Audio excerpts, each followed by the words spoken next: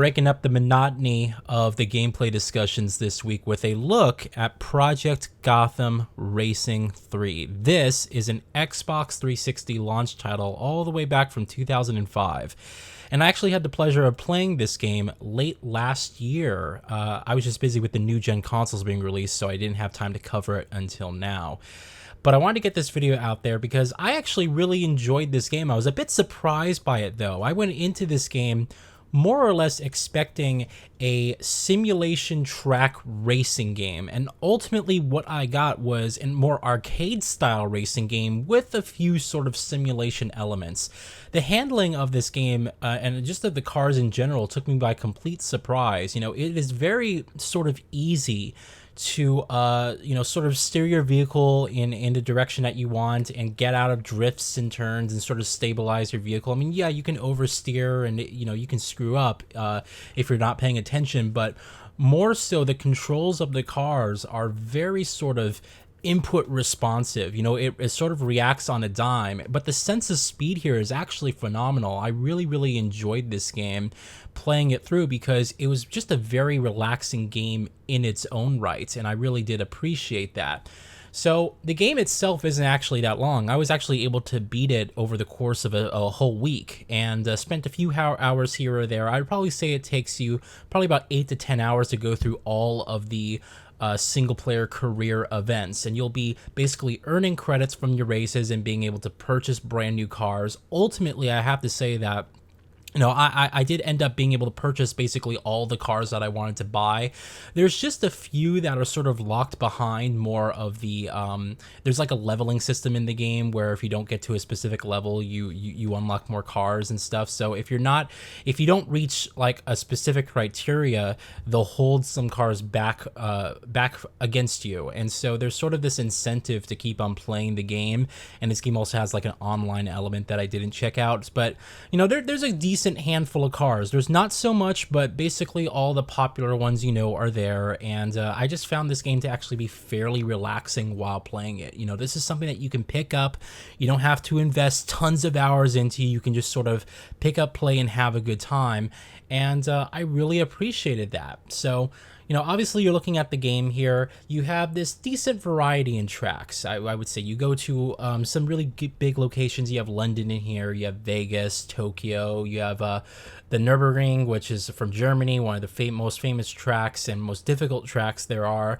But overall, I would say that, again, as just a sort of a slice package, you have to remember that when this game came out, it was more of a technical showpiece, I think, of what the 360 could do at that time. And so I was actually paying attention to visuals more so than anything. I think the game actually still looks fairly decent. Some of the textures could be high res. The tail lights on your cars look more like stickers than actual geometry, for example. But ultimately there's some decent detail here or there. You have reflections off of the paint of your cars. You have dirt and dust that actually buckles up and comes against the window and things like that. So there's actually a decent amount of detail, and I really appreciated the detailed cockpit views in this game.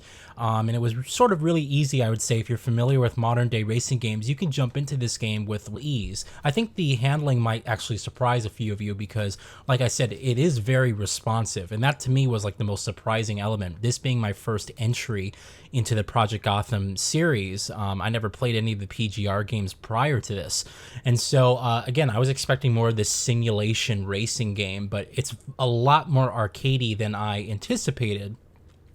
On top of that, you do get points, a point system for basically doing clean races. So if you actually like to hit and run against everything, if you're gonna bash into people in the back of their cars, if you're gonna bash against the walls and do late turns and stuff, you're actually going to get penalized as well on points. But ultimately, I didn't find it so big of a deal.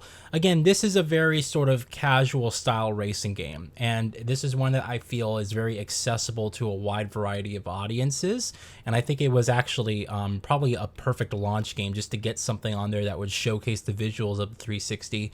Later games like Forza Horizon look, a lot better than this, but still, what is here is decent enough, and then, you have a fun game at that as well.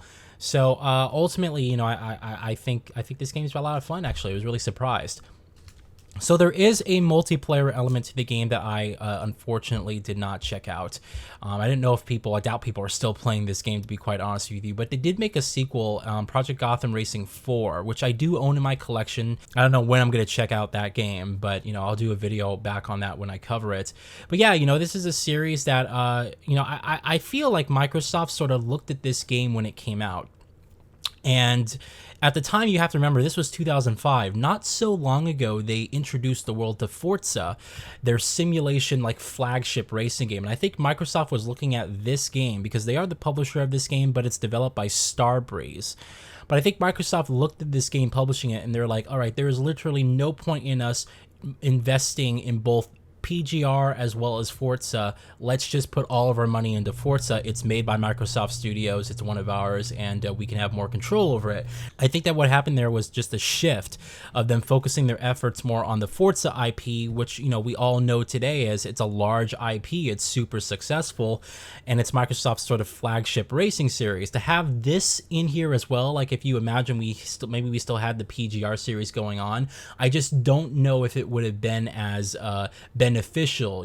It's sort of like, all right, we got PGR in the beginning, we introduced the world to Forza during that, now we focused all our efforts on Forza, and Forza just provided more. It was a simulation racing game that could compete with the likes of Sony's Gran Turismo.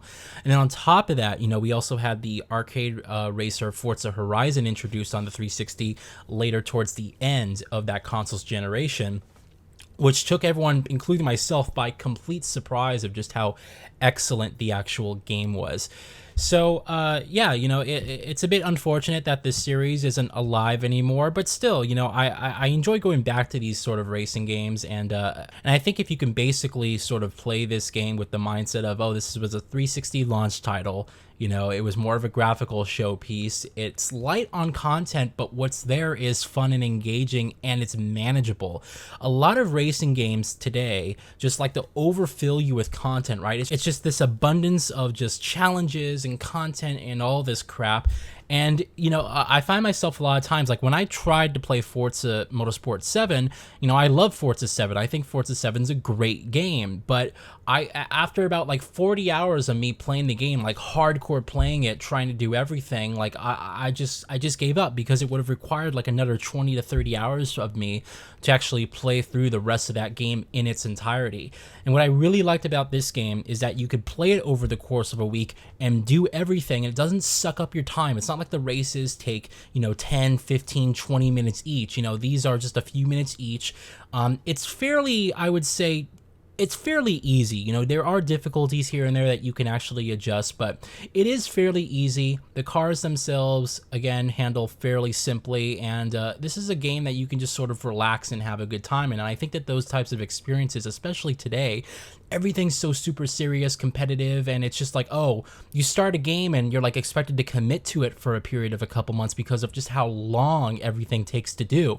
And so this is something that I really appreciated about this game, was that you can just go in here and just play it, and it's not asking a lot from you, but it's fun nonetheless. I feel like that's something that's just so inherently missing with the modern games of today, but still. Anyway, PGR 3 is still a good time even today. I enjoyed it. Like I said, I do have PGR 4 in my collection, and we'll be checking out that game as well sometime in the future. I believe that's the last of the Project Gotham racing games. I don't know if they did any spin-offs or anything like that, but I also want to check out the ones on the original Xbox as well when I start my 6th gen collection. But for now, these were my thoughts on PGR 3. Good racing game, enjoyed it, and let me know if any of you guys played it back when this game came out, or have you gone back to it over the course of the generation. Let me know what you guys think, and have a good one.